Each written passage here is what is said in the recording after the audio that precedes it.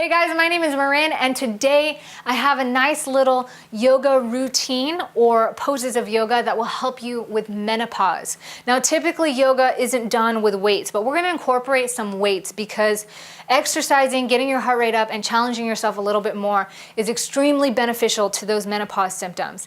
And these movements, incorporated with a little bit of resistance training on top of it, is just gonna double that benefit by increasing blood flow, increasing strength, producing happy, healthy hormones, and de-stressing you, detoxifying your body all at once. So let's give it a try.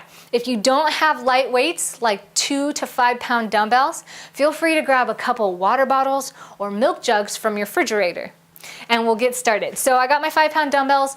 Let's find a comfortable place to sit. First and foremost, we want to do some deep breathing. So a lot of times when we're going through stress or we're just thinking a lot and we're busy throughout our day, we don't realize how breathing can really affect us. If we do deep breathing, we're gonna massage all our organs, we're gonna oxygenate our cells and breathe easier in our body, giving it ease and efficiency as it goes throughout the day. When we shallow breathe, it actually hyperventilates us, increases stress, and it doesn't give our body what it needs. So in order to find out if you're deep or shallow breathing, all you need to do is put one hand over your belly button and breathe in deep. Now as you're breathing, do you feel your hand rise up, meaning your belly is filling with air, or is it staying relatively still? What you want to do is make sure that your belly is rising up, filling with air. This is another chamber of breathing. This is where we are holding most of our air and filtering it through our lungs. So you want to breathe in through the nose, fill up that belly, let it expand out. It's okay. This is one time. It's okay to stick it out, get it really big.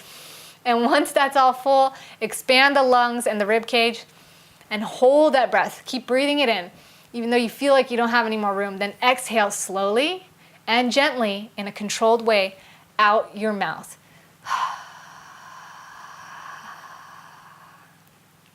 So that is the way you deep breathe properly.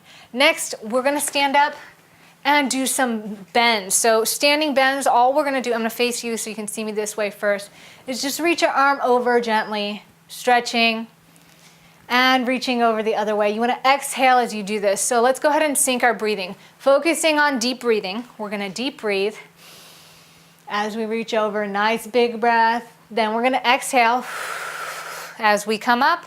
Then we're going to inhale going the other way. And exhale as we come up. Then we're going to inhale, bending down, dangle a little bit if you can. If you want to, grab some yoga blocks or a chair and just gently dangle and bend. Walk your legs out. We're increasing blood flow, increasing flexibility, reducing any kind of tension or scar tissue that's gonna push and pull on our body in an unhealthy way.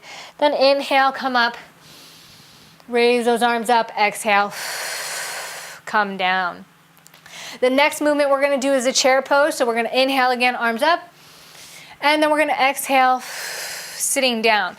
Now, if you have your weights, I recommend doing this with the weights. So we can take our weights, curl them up like this, and then as we exhale, sit down as we push them up.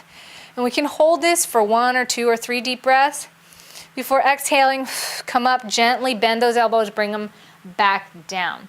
That's gonna be the chair pose. I recommend you do repetitions of each of these 10 times, 5 to 10, depending on where you're at. Just feel it out, go gentle on yourself, but make sure you're challenging yourself also. The next movement we're gonna do is the warrior pose. So with our weights, we're gonna extend our legs out as wide as we can and as comfortably as we can. And then we're going to gently bend the knee, just a little bend at that front knee only, and lift those weights up, out to our sides. Then inhale, bring them down. Exhale, lift them up, inhale, bring them down. Don't forget to switch and do the other side too. Exhale, inhale. You guys are doing great. Keep that core nice and tight, and inhale. So if you flex your abs, you're gonna get an ab workout no matter what it is you're doing, which is a 2 thumbs up. After the warrior pose, we can come down, gently rest on our hind quarters here, heels on the hindquarters, And we're gonna go ahead and bring our arms up again, raise them up, but this time pushing the weights above your head and gently bending the elbows, bringing them down to your shoulders again. So we're gonna push them up with an exhale, and then inhale, bringing them back down. Again, push up with an exhale, inhale, bringing back down, focus on getting 10 reps, and when you're ready, we're gonna move into the seated wide leg seated position.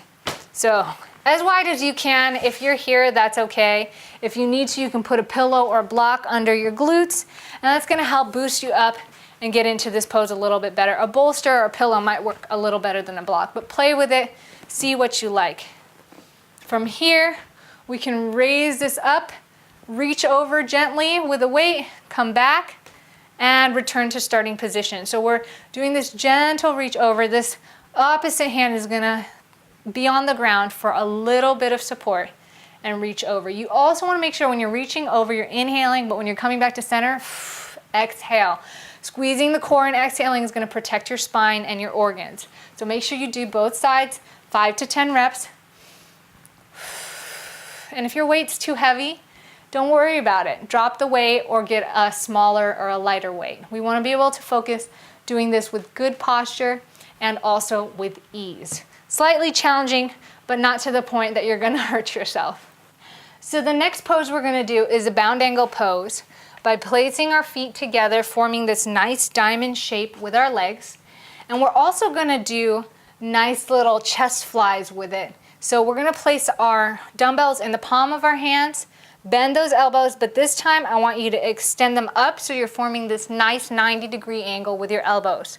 From here, we're bringing our weights together, standing or sitting up nice and upright. We're going to inhale as we open them, keeping our arms or elbows parallel to the ground.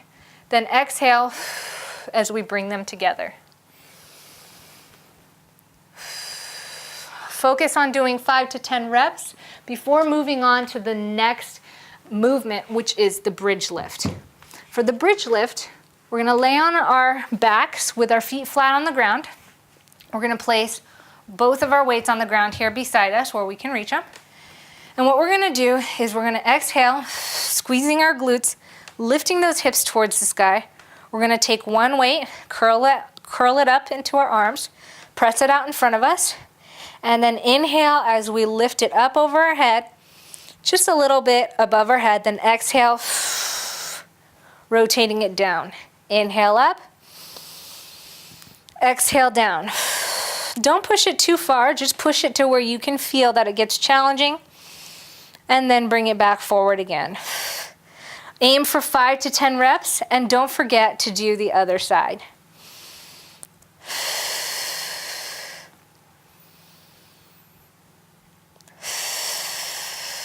For our last pose, we're gonna put these weights away.